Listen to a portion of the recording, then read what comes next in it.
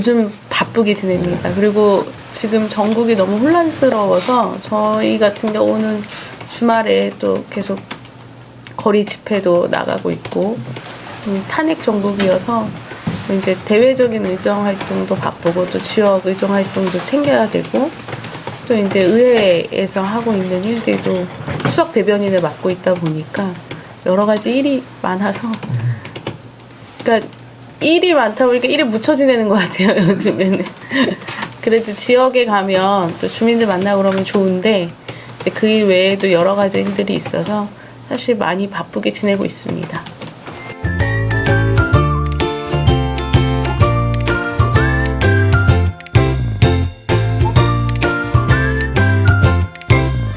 제가 이제 저는 생활 정치인이잖아요. 지금은 이제 경기도의 도의원으로서 강역 의원으로서 의정 활동을 하고 있지만 제가 처음에 정치를 입문하게 된 계기는 용인시 의회의 청년 비례로 들어가서 정치 활동을 시작했는데 사실 생활 정치에 기반하고 있습니다. 아마 제 경력과 무관하지 않을 텐데 저는 용인 지역에서 지역신문을 한 12년 정도 일을 했었고 그때 용인의 주요 현안들을 다뤘었고 또 지역의 일이 결코 저희 주민들의 삶과 무관하지 않았었거든요. 그렇게 이제 그 지역신문 기자 활동을 하다가 결혼을 하면서 이제 아이를 낳고 이제 아름다운 가게가 사회적 기업인데 그 사회적 기업에서 일을 했죠. 근데 그때 맞벌이 부부를 했어요. 그래서 아이를 막 낳고 키우는데 맞벌이 부부를 하려다 보니까 굉장히 힘들더라고요. 그래서 제가 이제 내가 시연 한번 해봐야겠다 결심하게 된 계기는 그 지역에 그 아이돌 봄이 현수막이 이렇게 붙었었거든요. 그래서 그걸 보고 아이돌 봄이를 신청하면 내가 좀 아이를 맡기고 저녁에 퇴근하고 오더라도 좀 안심할 수 있지 않을까 해서 시청에다가 전화를 걸어가지고 상담을 했는데 안 된다는 거예요. 시골 지역이어서 지원이 안 된다는 거예요. 그래서 제가 왜 그러면 현수막을 그때 당시에 31개 읍면동이었는데 용인시가 왜 여기 다 붙였냐 그랬더니 그냥 정책 홍보니까 다 일괄적으로 붙여놓은 거죠. 결국에는 현수막을 붙여놨지만 그 지역의 주민들은 그 정책을 지원받을 수 없는 상황인 거였잖아요. 그럼 이거는 잘못된 정책이죠. 정책 수요자를 전혀 고려하지 않고 일방적으로 정책을 공급한 예였거든요. 그래서 그때 이런 것들 아주 사소하고 작은 거지만 이런 생활 속에서 있는 일들을 바꿔나갈 수 있는 사람이 시의원 아닐까 해서 이제 그 이전에 지역신문 기자도 했었고 해서 이제 도전을 하게 된 거죠. 그렇게 시작이 됐습니다.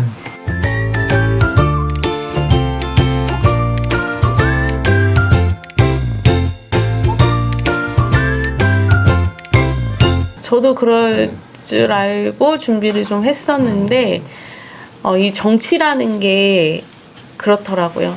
정치를 하고 싶다고 할 수 있는 것도 아니고 내가 선택한다고 해서 할 수 있는 게 아니더라고요. 그러니까 미리 막 준비해서 차근차근 할 수도 있지만 저의 사례로 봤을 때는 생활 속에서 같이 이렇게 소통하고 했던 멘토분들이나 이분들이 이제 정치 영역에 계셨고 이제 그러면서 진짜 운이 좋았던 거겠죠. 여러 가지 정치 여건이. 그래서 제가 비례 2순위였는데 그때 당시에 이제 민주당이 비례 2순위로 들어간 적이 없었어요. 그런데도 제가 2순위로 들어가서 시의원을 할 수 있었고 시의원을 계속해서 한 번 더 지역구를 해보면 좋지 않을까 이런 기대도 했었는데 그조차도 제가 결정할 수 있는 건 아니더라고요. 그때 당시에 이제 지방선거 2022년도죠. 그때 이제 막 원서 받고 그 당시에 정치 여건이 또 이렇게 되더라고요. 형성이 되더라고요. 그래서 제가 지역구에 또 광역의원으로 경기도의원으로 출마할 수 있는 기회가 주어졌어요. 그래서 두려웠어요, 사실. 제가 그 역량이 될까? 내가 지금 이렇게 도전해도 될까? 짧은 시간이지만 굉장히 고민을 많이 했는데 그조차도 후회 없이 도전해보자. 당락을 떠나서 나에게 주어진 기회, 누군가 또 이 기회를 되게 원할 텐데 그 기회가 나에게 왔으니 최선을 다해보자. 그래서 도의원을 결심하고 지원한 거죠.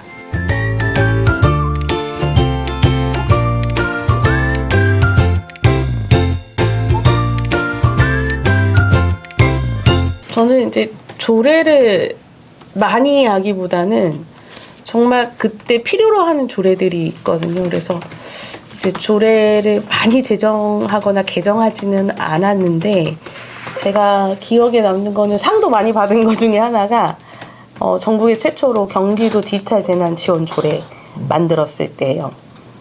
이 조례는 그 카카오톡 먹통 사태에 일어났을 때 우리가 사회재난이라는 거를 거의 처음 접한 거고, 디지털 재난을 처음 접했던 거거든요. 근데 이 피해가 일어났는지도, 그러니까 모르게 그냥 피해를 입은 거예요. 이 디지털 재난이. 그러니까 재난이 일어났는지도 모르게 재난을 겪었고, 피해를 입은 거죠. 뭐 택시 기사님들, 플랫폼 노동자, 그다음에 자영업 하시는 분들. 그뿐만이 아니죠. 우리가 이 메신저를 쓰거나 이런 우리 시민들, 그냥 평소에 우리 일상이었잖아요. 그때 다 먹통되는데 왜 이러지? 막 이런 상태였으니까.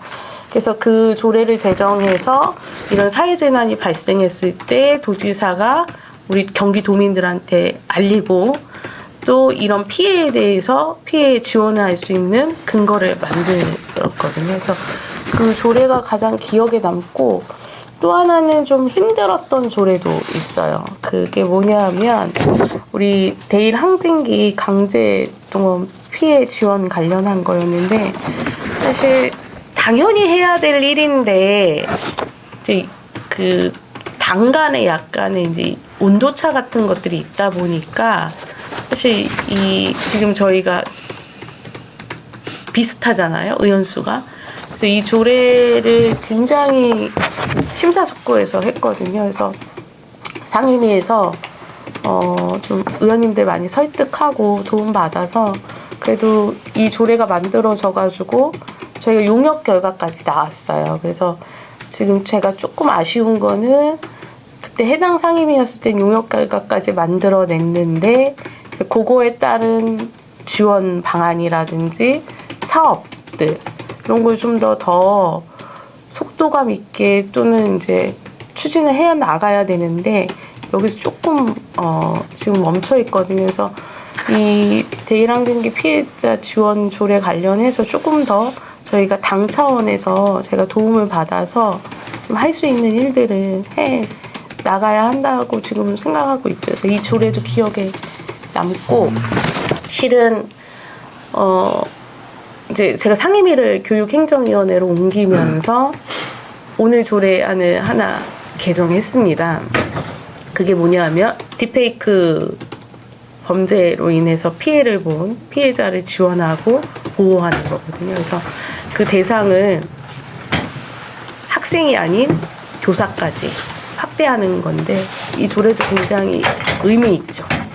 이 조례는 오늘 상임위 통과했고요. 이제 20일 날 본회의 남겨놓고 있는데, 이 인터뷰가 언제 나갈지 모르겠는데 그때쯤이면 통과돼 있지 않을까. 그래서 우리 교직원들도 다 이 딥페이크 피해 보호 지원을 이제 받을 수 있는 근거가 마련이 된 거고, 앞으로의 과제는 지금은 경기도 교육청이 그 경기도청하고 MOU를 맺어서 지원을 하고 있거든요. 근데 경기도 교육청만 해도 이 디지털 성범죄 관련한 일들이 많이 일어나고 있어서 좀 단독으로 지원센터를 만들어서 앞으로는 더 체계적으로 예산을 투입해서 예방할 수 있는 교육도 확대해야 되고, 피해가 발생했을 때 신속하게 피해 지원도 이루어져야 되고, 또 처벌이 필요한 경우에는 관계기관하고 협력해서 좀 처벌할 수 있도록 하는 적극적인 행정들이 지금 앞으로 필요합니다.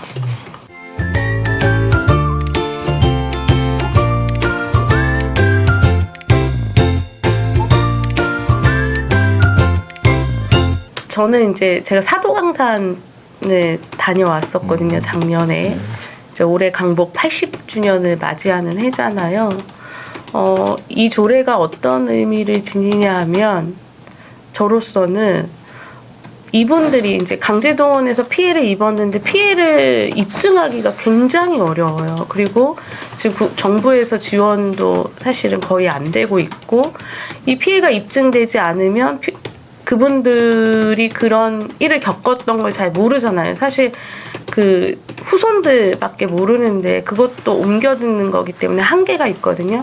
저희가 용역하면서 그래도 참 다행스러운 일은 그때 피해를 그러니까 강제 동원으로 가셨던 분들의 증언, 진술들을 저희가 기록으로 남겨놓을 수 있고, 또 그들의 그 유가족들, 돌아가신 분들의 가족들을 통해서 이런 피해를 그때 당시에 강제 동원됐을 때 어떤 일을 겪으셨는지 저희가 구술할 수가 있었거든요.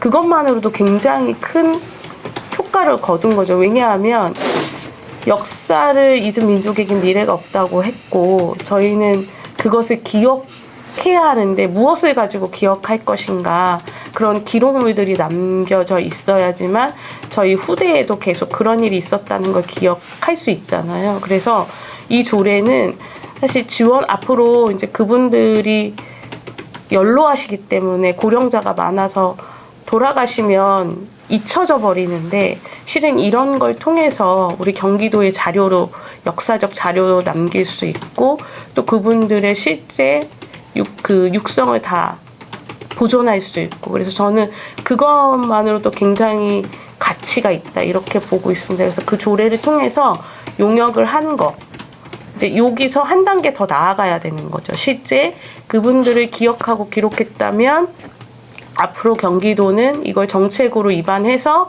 어떻게 그러면 이거를 같이 역사적으로 계속 계승하고 이어나갈 것인가, 또 그분들을 어떻게 우리가 지원할 것인가, 이거에 대한 숙제가 저희들한테 있는 거거든요. 그래서 저는 좀 더 이것을 발전시켜 나가는 초석이 된 것 같아요. 그래서 열심히 노력해야.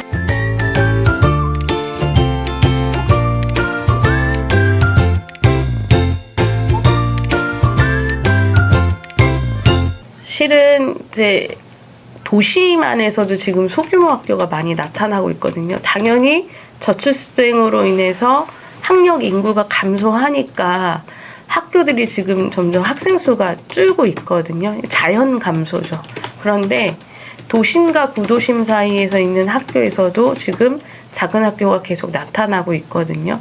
그러니까 도심의 학교에서는 어떤 학교는 과밀로 몸살을 앓고 있고, 그 반면에 또 구도심 안에 있는 학교는 계속 학생 수가 줄고 있거든요. 솔직히 말하면 저도 아이를 키우고 있는데 학교의 교육 환경이 더 좋은 곳을 선택할 수밖에 없죠. 저라도 그럴 테니까. 근데 이 작은 학교는 그 작은 학교로서의 의미를 상당히 갖고 있거든요. 생각해보면 지역에서 학교가 없다는 거는 아이들이 없다는 거고 미래가 없는 거잖아요. 그러면 이 작은 학교가 그래도 계속해서 발전해 나갈 수 있고 지역 안에 있어야 되는 거는, 거기를 다니는 아이들이 계속 있다는 거는 저는 그 자체로 희망이라고 보거든요. 근데 아직까지 경기도 교육청에서는 이 작은 학교를 지원하는 맞춤형 정책이 없어요. 제가 이제 관련 조례도 이렇게 봤는데 정의 자체가 너무나 작은 학교라고 하면 전교생 60명 이하로 보고 있는데 그건 조금 시대에 맞지 않은 것 같아서 제가 좀 조례도 좀 손봐야 될 필요가 있고, 첫 번째로. 그리고 이 작은 학교들이 각각의 교원도 작아요. 학생 수별로 교원이 배치되기 때문에. 그러면 교육의 기회에서 이 작은 학교 다니는 아이들이 기회가 평등하지 않는 경우들이 많이 생기는 거죠. 운동장이 이렇게 기울어져 버리거든요. 자연스럽게. 그럼 이거 좀 맞춰줄 필요가 있는 거예요. 작은 학교를 다니든 큰 학교를 다니든 우리 경기도 내에 있는 아이들이 교육의 기회가 평등해야 되고 누구나 같은 교육을 받아야 되거든요. 근데 지금은 그렇지가 않습니다. 그래서 지역별로 작은 학교인 이유가 다 달라요. 어느 학교는 구도심에 있어서, 또는 어느 학교는 정말 아이들이 줄어서, 또는 공동학군이라서 뭐 여러 가지 이유들이 있거든요. 그 원인이 다 다르기 때문에 그 다른 원인에 맞게 처방을 해야 되는 거예요. 거기에 지금 우리는 좀 손을 놓고 있어요. 그래서 작은 학교 다니는 아이들이 초등학교는 6년일 테고 중학교는 3년, 고등학교 3년인데 고등학교는 좀 거의 학군이 넓어서 찾아보기는 어렵고 특히 초등학교가 이 작은 학교가 많거든요. 그래서 이 작은 학교들에 대한 특단의 대책이 이제는 마련이 돼야 되고 아직은 없기 때문에 저는 그 작은 학교에 대한 맞춤형 교육 정책이 나와야 된다고 이제 목소리를 내고 있는 거죠. 그래서 이거는 결국에 교원들에 대한 그 교사들 또 굉장한 부담을 느껴서 기피하거든요, 작은 학교를. 그렇지 않도록 우리가 아주 세세하게 맞춤형으로 처방을 내려야 된다. 그래서 이제 저는 교육행정위원으로서 지금 이제 거기에 계속 목소리를 내려고 하고 있는 거예요.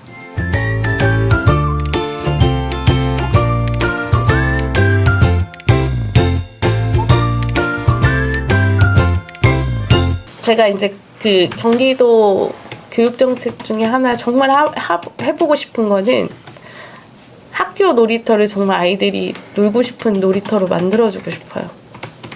사실 2025년도에 저희 민주당 정책 오디션에 선정이 돼서 예산이 좀 일부 시범 사업을 할 수 있게 예산이 만들어졌는데 저는 제가 시의원 할 때도 우리 공원에 어린이 공원의 놀이터를 주민 참여형으로 조성해 본 경험이 있어요. 똑같은 미끄럼틀을 놓다 하더라도 주민 참여형으로 아이들의 의견과 그 지역의 부모님들 의견 이런 걸 반영해서 만들면 만족도가 굉장히 높아요. 그러니까 가고 싶은 거죠. 내가 내 손으로 만든 놀이터인데. 그렇듯이 학교 놀이터도 저는 그 학교의 주인인 아이들이 직접 만들어야 된다고 생각을 해요. 그래야 그냥 놀이공간이 외면받는 형식적인 공간이 아니라 우리 법적 요건에 맞아야 되니까 놀이터 만들잖아요. 그런 게 아니라 정말 아이들이 몸과 마음이 건강해질 수 있게 뛰어놀 수 있는 그런 놀이터를 만들어 보는 게 이제 첫 번째고 또 지역의 현안 중에서도 가장 제가 해결하고 싶은 현안이 하나 있습니다. 바로 이제 앞서서도 말씀드렸던 작은 학교하고도 연관이 되고 감이라고도 연관이 되는데 학교가 있어야 할 곳에 학교가 있어야 되거든요. 저희 지역에 기흥 역세권이 있는데 개발 당시에 학교를 만들질 않았어요. 그래서 주민들이 입주하고 나서 학교 수요가 굉장히 높은데 학교가 없어서 지금 중학교 신설 노력을 굉장히 많이 하고 있습니다. 그래서 저는 기흥 역세권 안에 중학교를 신설하려고 하는데 행정적으로 많이 어려워요. 그럼에도 불구하고 제가 교육행정위원으로 온 이유도 중학교 신설이 목표가 있거든요. 그래서 앞으로 남은 임기 동안 기흥 역세권에 중학교 신설하는 것이 가장 큰 현안이자 저희 의정 목표이기도 합니다.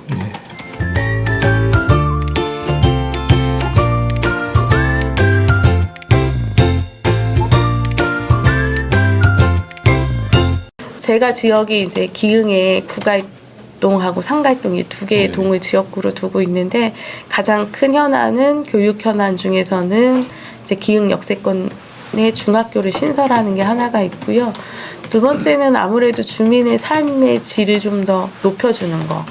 좀 더 편안하게 만들어주는 건데 대표적으로 이제 상갈동 같은 경우에는 경기 뮤지엄 파크라고 해서 경기도 박물관, 경기도 어린이 박물관, 그다음 백남준 아트센터가 다 모여 있어요. 거기가 상갈동이요? 거기가 상갈동인데 이제 그 경기 뮤지엄 파크하고 우리 상갈동이 잘 연계될 수 있도록 문화 생태 벨트를 구축하는 또 큰 현안이 있습니다. 근데 3년 동안 하나하나씩 해가고 있어요. 그래서 올해도 백남준 아트센터하고 이렇게 우리 상갈동의 공원하고 연결되는 이제 그 진입로를 좀 개선해서 좀 산책하기 편하고 또 멋진 좀 공간으로 이렇게 바꾸려고 예산도 지금 편성해 놨거든요. 그리고 우리 상갈동으로 진입하는 진입로 개선 사업비도 제가 특조금으로 좀 확보를 했어요. 그래서 아마 올해는 좀 상갈동의 그런 주민들이 원하는 현안들이 하나씩 좀 해결이 될 것 같아요.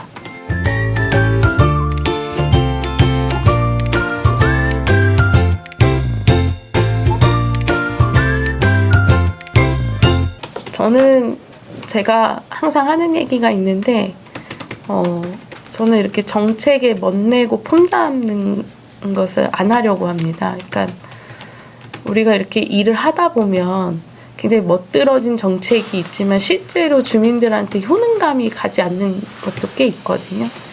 그리고 또 하나는 뭐냐면 저의 이제 정치 소신 같은 거기도 한데 제가 이렇게 멋내고 폼을 잡으면 힘이 들어가잖아요. 저는 시민들이 뽑아줘서 시민을 대신해서 일하라고 와 있는 사람인데 이렇게 폼 잡고 멋내는 그 순간 권위적으로 변해버리는 거를 주변에서도 봤고 제 자신도 한번 이렇게 되돌아본 적이 있거든요. 그래서 저는 제 정치 철학이나 소신은 정책에 멋내거나 폼 잡지 말고 또 일로서 기억되는 그런 생활 정치인이 되자 뭐 이런 게 저의 정치 목표이고 철학입니다.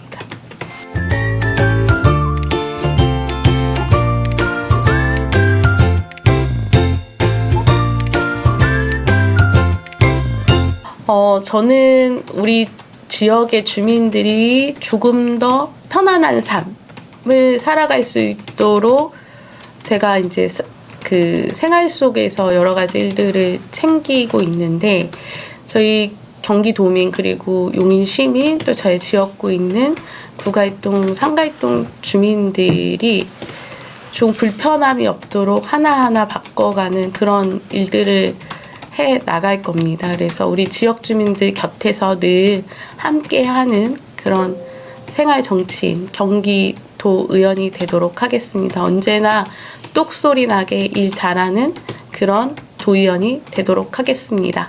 요즘 경제도 많이 어렵고 우리 자영업자들도 굉장히 힘들어하고 있습니다. 그래서 민생경제 회복을 위해서 더불어민주당이 앞장서겠다고 늘 말씀드리는데요. 그 약속 꼭 지킬 수 있도록 우리 민생경제 회복에 늘 노력하는 그런 일들을 해 나가도록 하겠습니다. 올 한 해도 모두 건강하시고 행복하십시오. 저도 도민 여러분들에게 행복을 줄 수 있는 그런 일들을 해 나가겠습니다. 고맙습니다.